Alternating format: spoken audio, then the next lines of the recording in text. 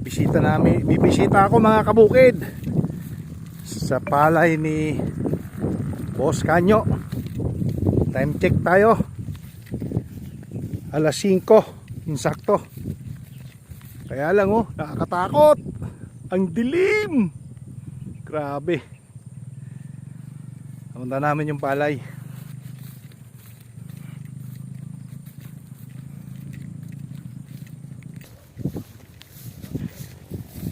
Natatanaw na namin ni Boss Kanyo yung kanyang pambili ng 4x4. Wow, ang berde ganda. Walang damo.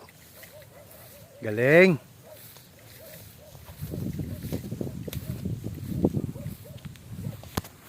Yan po yung ating sinisibuyasan, minamaisan, no? Padalawang beses pala nila to tinamnan ng mais ay ng palay. At subok, maganda naman yung resulta nung nakaraan. Kaya sinubukan uli ngayong tagulan. So, ilog na po yan, makikita niyo yung kubo dyan. Kasunod po niyan sa likod ay ilog na. Yan.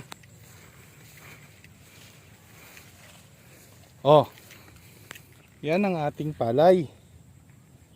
Kahit nagkukulang sa tubig, no? Dahil po sa ating product na CHC Agritech, meron po siyang water retention capacity. So hino-hold niya yung tubig, pinapanatili ang moisture sa ugat. Kaya kahit bitak-bitak na, hindi mo siya makikita ang naninilaw. Yan bitak-bitak na po. Eh si Boss Kanyo naglalakad na, walang tubig talaga kasi ito'y galasin. Pero walang tubig, walang damo. See? Yan, nakatuwa, nakatungtong ho. Pero oy boss, mag-spray ka na. Napakadaming steam borer.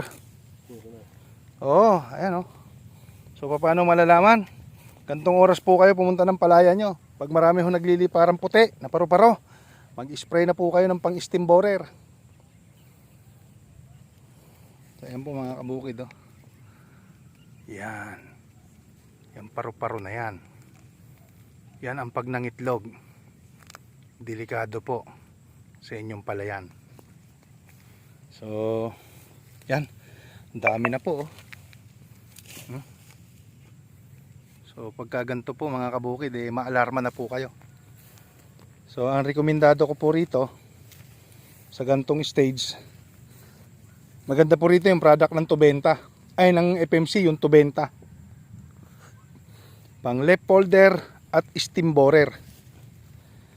Sa gantong age po kasi sila umaatake. So nakakatawa walang tubig, less ang weeds. Bakit kaya? Anong sikreto ni Boss Kanyo? Ang sagot, bunutin at tabasin. Ayan mga kabukid. Tamo, nagliliparan na po yung mga steam borer dito.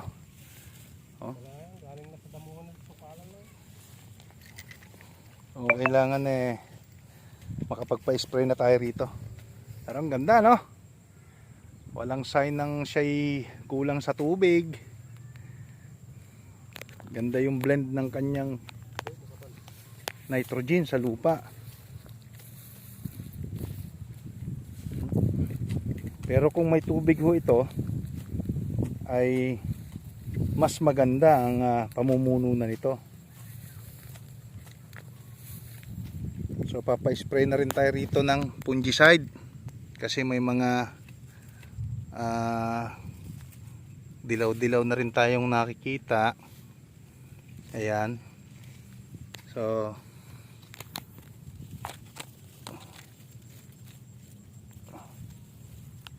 tumubo yung buto una. Ayun Nag-spray na kami ng fungicide din Anong fungicide kinana mo? Yung binigay ni boss, yung Giseco. So na-spray na po pala to ng fungicide yon. So Sige. medyo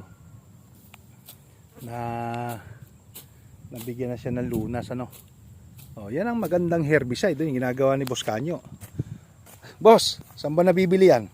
Diyan lang sa tabi-tabi. Yan hawak mo. Tabi sa tabasil. Mukhang magaling ha. Galing ha. Malinis. Malinis. Pilapil lang naman eh. Oh, yan mga kabukid. So pagka ganyan, hindi pa lalambot ang pilapil nyo. Kasi pag hinerbicide nyo yan, nakakasira po ng pilapil kasi lalo na kung systemic yung ikakanan yung herbicide. Oh, ayun. Malalaki na sana kung tanim ng makina no. Oh, ito na po yung update ko no. Makalipas ang isang buwan. Ayan na po.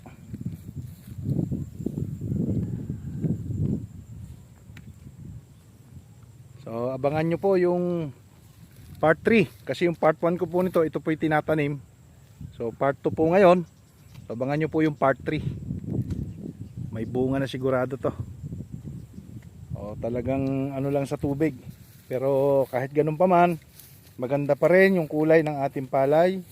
Hindi siya sign na naghihingalo dahil po yan sa ating produktong CHC Agritech. Sa mga gustong umorder, message lang po kayo sa video ito. At i-guide ko po kayo paano gamitin.